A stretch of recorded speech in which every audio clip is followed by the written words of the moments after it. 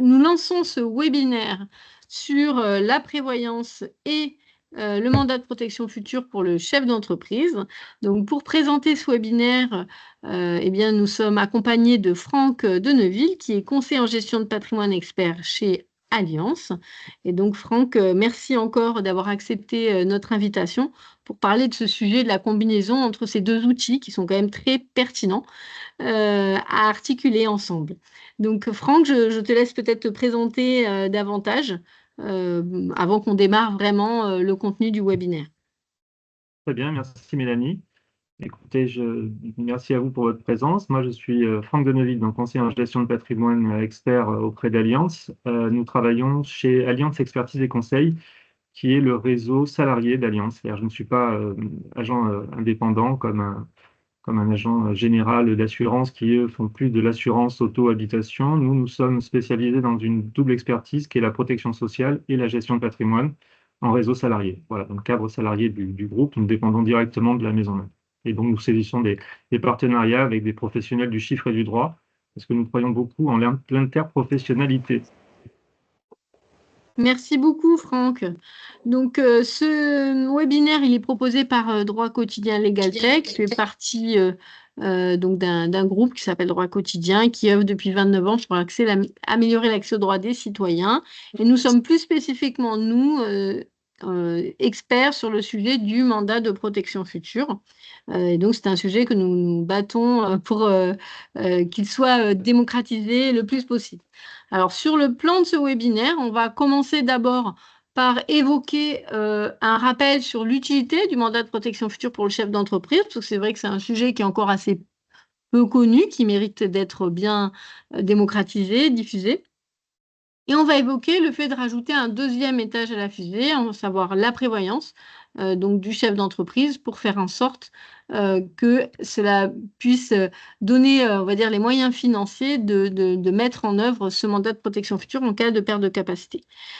Pour cela, on va laisser la parole donc à Franck qui va nous expliquer l'essentiel des notions en matière de prévoyance, et on finira par la présentation d'un cas d'usage concret pour voir un peu, voilà, pratico-pratique, qu'est-ce que ça implique de mettre en place une prévoyance en complément d'un mandat de protection future.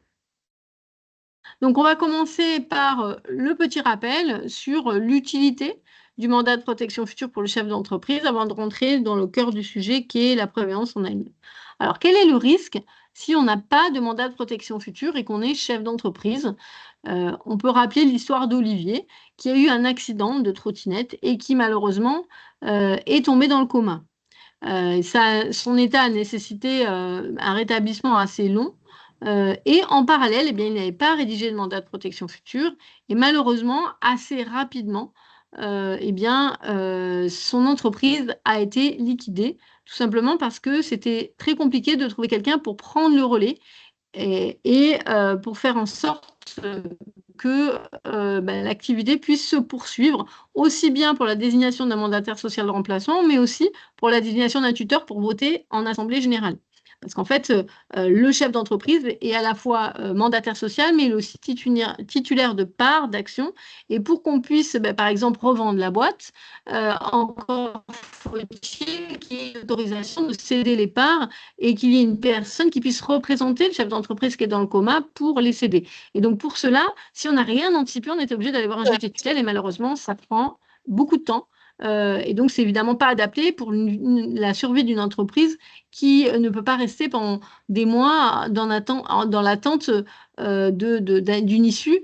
Une paralysie de quelques mois suffit pour que malheureusement l'entreprise soit contrainte d'être liquidée. Alors qu'avec la rédaction d'un mandat de protection future, complété par un mandat de gestion future, c'est-à-dire l'anticipation du remplacement du mandataire social, eh bien, on va pouvoir, en 15 jours, activer le mandat. Par exemple, c'est l'épouse d'Olivier qui a été désignée mandataire de protection future, qui va pouvoir voter en assemblée générale. Et en parallèle, c'est un gérant de remplacement qui était, par exemple, un des salariés qui est désigné. Et donc, le relais est pris très rapidement, ce qui va permettre d'assurer la continuité, le temps nécessaire, par exemple, de la vente de l'entreprise, si c'est, on va dire, la solution la plus raisonnable pour assurer le maintien du patrimoine. Et donc, c'est vrai que c'est voilà, dans ce cas-là, une fois qu'Olivier est rétabli, son entreprise, soit elle est encore là, soit elle a été revendue à un prix correct. Et c'est vraiment précieux parce que c'est quand même souvent le patrimoine essentiel des chefs d'entreprise, bah, c'est leur entreprise. Donc si elle peut disparaître aussi facilement en cas d'accident, c'est quand même préoccupant. Alors, c'est vrai que c'est super de prévoir un mandat de protection future, puisque ça va vous permettre à la fois de représenter la personne pour ses biens personnels et pour ses biens professionnels, mais aussi pour la protection de sa personne, pour le suivi médical. Ça veut dire que le mandataire désigné, il va être légitime vis-à-vis de tous les professionnels de santé pour assurer le contenu. Parallèlement, à ce mandat de protection future, c'est vraiment important de penser à l'anticipation de la désignation d'un mandataire social à effet différé, donc d'un mandataire social de remplacement pour gérer l'entreprise parce que il ne s'agit pas seulement de voter en assemblée générale, il faut continuer à gérer la boîte. Et c'est vrai que souvent, si on n'anticipe pas ce sujet, quand l'accident survient, mais en fait, on ne sait pas tellement qui désigner. On va désigner un mandataire, on va désigner un administrateur provisoire qui, lui, en général, a pour réflexe de liquider l'entreprise. Donc, c'est très important à la fois d'anticiper pour la protection, on va dire, plus personnelle, mais aussi pour la protection de l'entreprise, d'avoir un mandataire sur le remplacement. Alors, c'est vrai que voilà, ça nécessite quand même, en parallèle de la rédaction du mandat chez notaire, de faire aussi des modifications des statuts, soit de la holding et des filiales, soit de la société d'exploitation directement. Donc ça, c'est quelque chose qu'on détaille dans nos formations qu'on assure toutes les semaines sur le sujet du mandat de protection future et du mandat effet posthume du chef d'entreprise, toute cette dimension, on va dire, d'ingénierie des statuts pour faire en sorte que la mise en œuvre se passe bien. Parallèlement à ça, évidemment, c'est super de mettre en place tout ce dispositif, mais encore faut-il avoir les moyens de remplacer, de payer ce mandataire social de remplacement et puis bah, d'assurer le revenu de remplacement aussi du chef d'entreprise. Donc c'est là que la prévoyance, elle est vraiment importante. Et là, je te laisse la main, Franck, pour prendre la suite sur cette présentation, sur ce webinaire. Merci Mélanie. Effectivement, associer la prévoyance et mandat de protection future, ça permet de garantir une protection complète en cas d'incapacité, voire pire, afin d'assurer la gestion des affaires. Donc, il nous est apparu que ça permet à minima de sécuriser les aspects financiers liés à la famille. On va le développer un petit peu plus loin. Ça permet, comme tu l'as très bien dit, la continuité de l'entreprise. Et puis, il y a un point également qui me paraît essentiel, c'est la tranquillité d'esprit.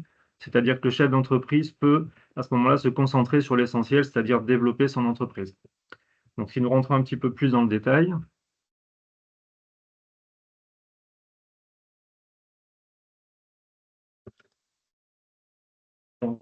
nous voyons que le chef d'entreprise et sa famille ont besoin d'être protégés donc, sur les aspects financiers en cas d'incapacité. Donc cela touche évidemment à la rémunération du chef d'entreprise qui va arrêter de percevoir s'il est en incapacité. Donc il faut absolument trouver une solution à ce niveau-là. Maintenir le niveau de vie du conjoint. Il existe des assurances rente conjoint, on va également revenir dessus. Et enfin, le financement des années d'études des enfants. Et donc le cas pratique que tu vas présenter tout à l'heure fera état de deux enfants de 17 et 20 ans. La protection, c'est également celle de l'entreprise. Donc, on va vous présenter l'assurance personne clé qui permet de financer la rémunération du remplaçant. Donc, quand le chef d'entreprise porte sur ses épaules la gestion de l'entreprise et est décisionnaire, ça permet d'avoir quelqu'un de qualité qui peut être financé, en tout cas, par l'entreprise. Donc, ça va compenser une sorte de désorganisation de l'entreprise et surtout compenser la perte de chiffre d'affaires qui serait liée à la réactivité du chef d'entreprise, c'est-à-dire de la personne clé.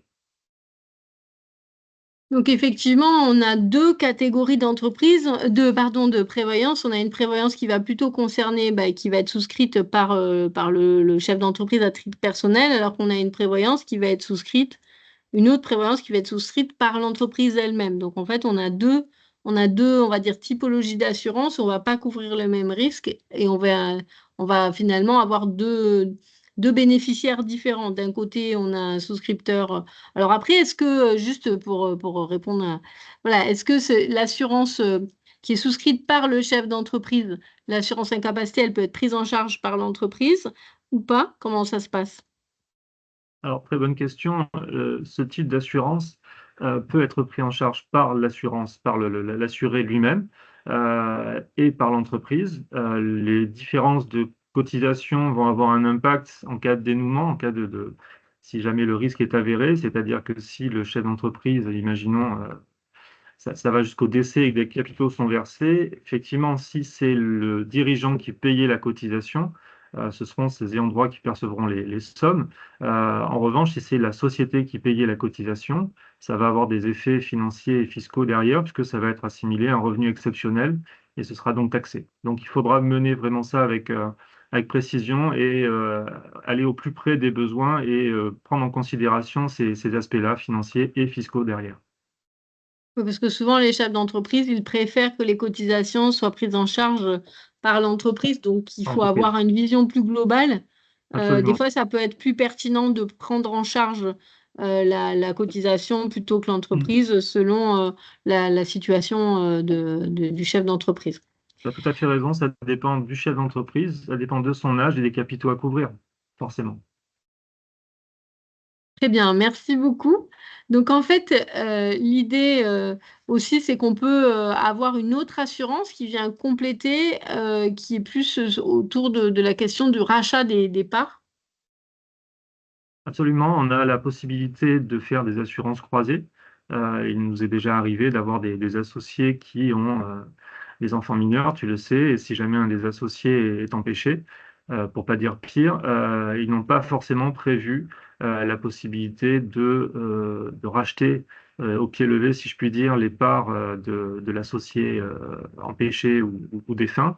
Et donc là, on est tout à fait en mesure de chiffrer et d'actualiser les montants nécessaires à l'associé survivant pour acheter les parts à sa femme, à ses ayants droit, aux enfants, de manière à ce qu'il n'y ait pas de blocage supérieur, supplémentaire qui soit associé à cette situation de crise.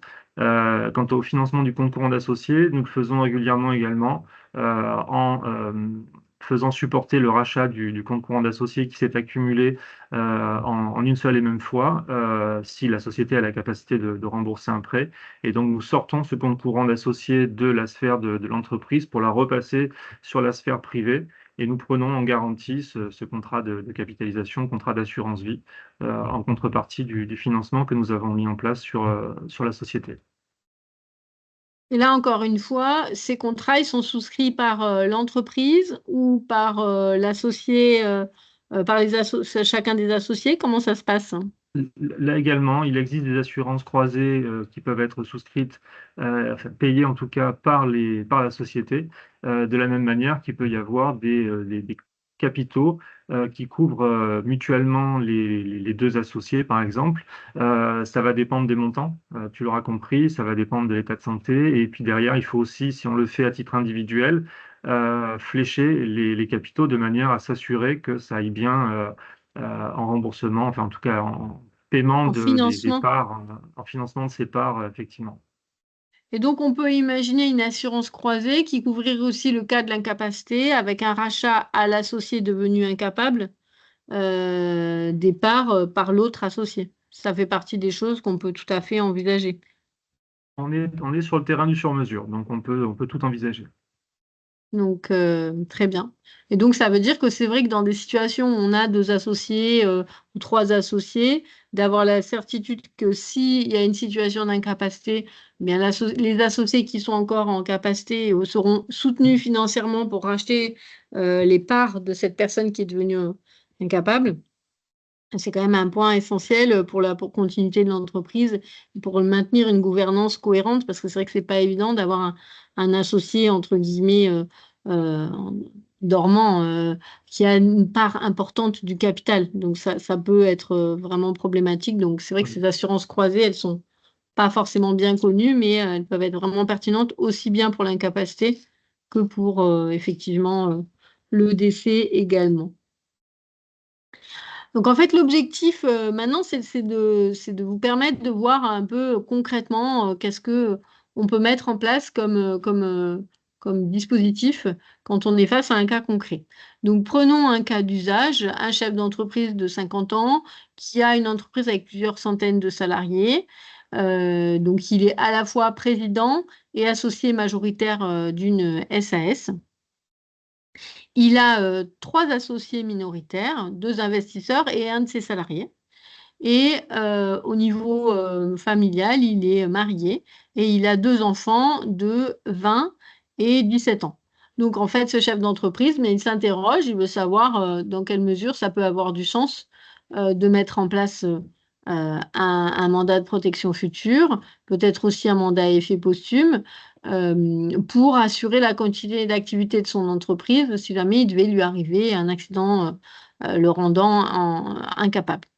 Et donc, effectivement, dans cette configuration, on peut aussi se mettre à la place des associés qui seraient rassurés, voilà, les deux investisseurs et le salarié, qui seraient rassurés de voir que si jamais du jour au lendemain, le président et associé majoritaire est dans le coma, la boîte, elle ne va pas être complètement paralysée parce que c'est lui qui détient la majorité des actions. Donc, ce serait quand même pas facile de pouvoir assurer la poursuite sans avoir quelqu'un pour au moins le représenter et faire en sorte que quelqu'un soit désigné président rapidement. Donc, c'est autant dans l'intérêt de l'associé majoritaire qui souhaite pas que son entreprise soit paralysée et qu'elle perde sa valeur, que les associés, évidemment, les autres associés qui sont investisseurs et salariés, qui, eux, ont des enjeux, qui ont leurs propres enjeux. De même pour, évidemment, l'épouse et les enfants qui sont souvent aussi en partie dépendants de la rémunération et puis voilà, du patrimoine du chef d'entreprise. Donc là, dans cette configuration, on peut tout à fait envisager la rédaction d'abord d'un mandat de gestion future. Alors en réalité, c'est la mise en place d'un mandat social de remplacement. On va dire que la notion de mandat de gestion future, c'est une notion qui a été inventée pour bien exprimer le fait que c'est un mandat social de remplacement qui vient compléter soit un mandat de protection future, soit un mandat effet posthume. Donc on va désigner de manière différée, par exemple le salarié qui est associé, on va les désigner président, mais son mandat social, eh bien, il va dormir tant que le chef d'entreprise est en bonne santé et que tout va bien. Il est potentiellement mandataire social. La décision des associés a été prise de le désigner, mais son mandat ne se déclenchera qu'en cas de survenance de l'événement malheureux. Parallèlement, le chef d'entreprise, eh bien, il a rédigé son mandat de protection future et il a désigné son épouse pour la protection de sa personne et la protection de ses biens. Il aurait pu désigner une autre personne, voilà, il aurait pu désigner plusieurs personnes, faire voilà, un panachage avec la protection de la personne d'un côté, la protection des biens personnels de l'autre, voire des biens professionnels à part. Donc, il y a plein de possibilités au niveau du schéma de protection, mais parfois le plus simple et le plus efficace, hein, voilà, souvent quand même, on se dit qu'on va désigner l'épouse en un, et puis en deux, on peut désigner un proche, par exemple un frère, une sœur, ou ses enfants s'ils sont assez âgés, en remplacement de l'épouse s'il y a un problème. Donc voilà les deux premières voilà, parties de la fusée, et le deuxième étage, ça va être effectivement une prévoyance. Et donc je te laisse un peu expliquer qu'est-ce qui a été envisagé pour ce chef d'entreprise. Alors, ce qui a été envisagé pour ce chef d'entreprise, donc, c'était de faire effectivement une prévoyance individuelle afin de protéger sa famille. Puis, il nous a semblé intéressant de chiffrer ce cas d'usage pour rendre plus concret ces aspects de prévoyance. Donc, sur le slide suivant, que je n'ai pas encore à l'écran, voilà. Donc, on a mis, alors, arbitrairement, des indemnités journalières à hauteur de 166 euros par jour, donc pour arriver à 5 000 euros par mois. Donc, vous voyez qu'il y a il y a une carence, et c'est à partir du 31e jour, pardon, en cas de maladie. On a positionné un capital invalidité de 200 000 euros, également de façon arbitraire.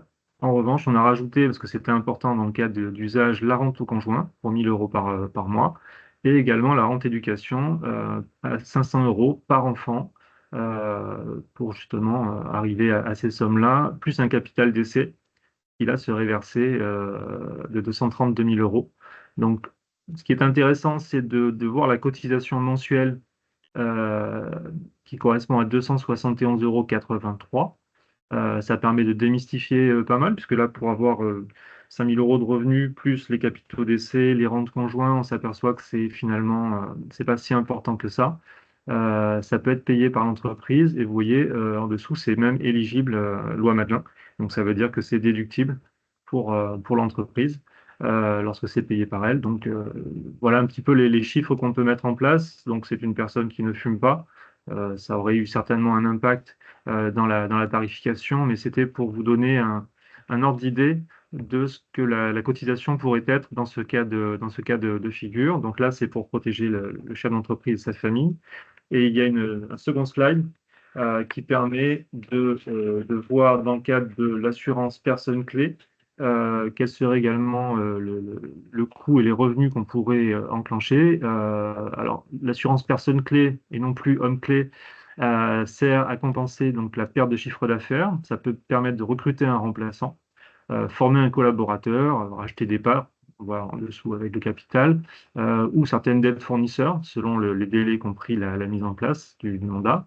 Donc vous voyez que des indemnités journalières de 233 euros par jour, donc 7 000 euros par mois, un capital d'essai de 100 000 euros, également l'a mis arbitrairement, coûte à l'entreprise 114,27 euros par mois.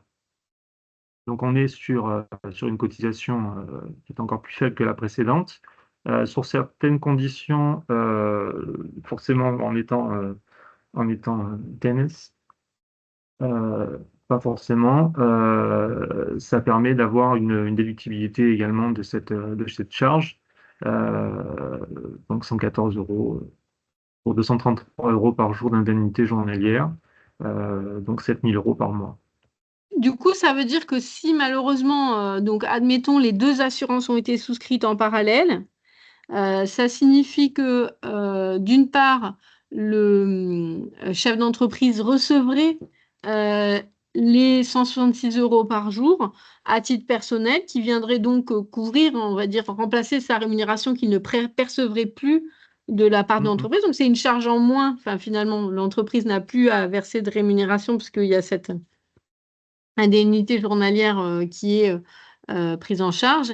Et parallèlement, on a une aide de 7 000 euros par mois qui vient soutenir peut-être voilà, la nécessité peut-être de recruter un profil un peu plus... voilà. Donc on a le budget de la rémunération qui était payé au chef d'entreprise, plus 7 000 euros. Donc on a un budget quand même significatif. Alors ces 7 000 euros, ils doivent à la fois prendre en charge la partie rémunération, évidemment, les cotisations sociales qu'on devra payer à la personne qui va prendre le relais.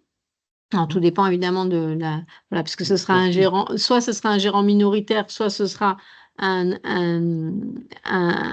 président. Donc, il y aura forcément des cotisations sociales, mais ça fait quand même un bon budget pour pouvoir aller chercher peut-être voilà, une personne avec des compétences particulières ou, si c'est le salarié qui est désigné, pouvoir remplacer le salarié en recrutant quelqu'un par un remplacement en cascade. Donc, ça veut dire que ça donne vraiment de la marge pour pouvoir à la fois, on va aller très vite dans le remplacement du chef d'entreprise grâce au montage qui a été fait et en plus on a le budget pour vraiment faire en sorte que ce remplacement se fasse dans la sérénité avec voilà, une rémunération qui est maintenue en fait grâce à cette prévoyance individuelle. Donc ça veut dire que la famille, elle pourra continuer elle n'aura pas on va dire une perte de rémunération trop importante selon voilà, ce que se rémunérait le chef d'entreprise. Bon, bien évidemment, si on augmente les montants, on peut avoir des rémunérations, des indemnités journalières plus importantes. Donc, selon la typologie d'entreprise, j'imagine que tu peux faire des offres plus Bien sûr. conséquentes pour prendre en compte les besoins particuliers. Bien sûr, c'est une question de curseur en fait. On peut augmenter le capital ou les indemnités journalières et on invite d'ailleurs les dirigeants à les réajuster régulièrement puisque la situation de la vie de l'entreprise évolue, le chiffre d'affaires évolue, les besoins de l'entreprise peuvent évoluer, le caractère clé de la personne assurée peut également prendre de l'ampleur. Donc il est vivement conseillé de réactualiser régulièrement les choses pour être au plus près des besoins si malheureusement le risque venait à être avéré. Oui, en fait, on peut le faire à un moment donné et tous les 2, 3 ans, se questionner, se vérifier, refaire une étude pour s'assurer de quel est le montant à couvrir, que ce Absolument. soit côté chef d'entreprise ou côté entreprise, pour être sûr que si jamais l'incident survient, on ait un niveau de protection suffisant. C'est Merci exactement ça. beaucoup. Donc, ce que je propose, c'est Elodie, peux-tu nous dire s'il y a eu des questions? Il y a eu une seule question qui demande si le mandat de gestion future est sécurisé au regard du droit des sociétés et s'il est publiable au RCS. Alors, je vais répondre à cette question. Oui, en fait, en termes de droit des sociétés, la désignation d'un mandataire social à effet différé, elle est prévue par le droit des sociétés. Simplement, il faut modifier les statuts pour permettre cette désignation avec effet différé. Parce que si on ne modifie pas les statuts, toute désignation est à effet immédiat. Alors, l'objectif, c'est pas de désigner immédiatement le salarié qui sera remplaçant, c'est de désigner à terme. Donc, il faut bien modifier les statuts pour prévoir qu'une désignation peut avoir un effet immédiat ou un effet différé, et qu'en cas d'effet différé, ça peut être un événement qui est la cause du déclenchement du point de départ du mandat social. Et par rapport à ça, on ne va faire la parution au RCS qu'au moment de l'activation du mandat. Tant que le mandat est en dormance, il n'y a rien à faire, si ce n'est éventuellement déposer des statuts modifiés, évidemment, si vous avez modifié les statuts. Vous avez votre acte de désignation du mandataire social à effet différé que vous allez, voilà, c'est une décision d'associé que vous allez mettre dans votre registre d'assemblée générale, mais il n'y a rien d'autre à faire. Ce n'est qu'au moment où malheureusement l'incident survient, que ce soit incapacité ou décès, et bien à ce moment-là, vous allez pouvoir ressortir la décision, remplir tous les documents nécessaires, déclaration de non-condamnation, voilà, l'apparition dans un journal d'annonce légale, et déposer tout ça. Ça veut dire que sur la plateforme d'LNP, vous allez déposer la décision qui date peut-être d'il y a 3, 4 ans, le justificatif d'activation du mandat de protection future pour justifier voilà, une copie de votre mandat de protection future activé pour justifier que l'événement en question est bien survenu, et puis les autres documents habituels. Et donc, d'un point de vue du droit des sociétés, le RCS, le greffe, doit accepter la désignation puisque vous avez et la décision et tous les justificatifs nécessaires. Concernant l'assurance croisée entre associés, j'avais en tête que pour qu'elle soit déductible au niveau de la société, il fallait qu'elle soit prévue dans un pacte d'associés. Qu'en est-il? Alors, Franck, je te laisse répondre à cette question. Pas forcément, à notre niveau, pas forcément, non, non. D'accord.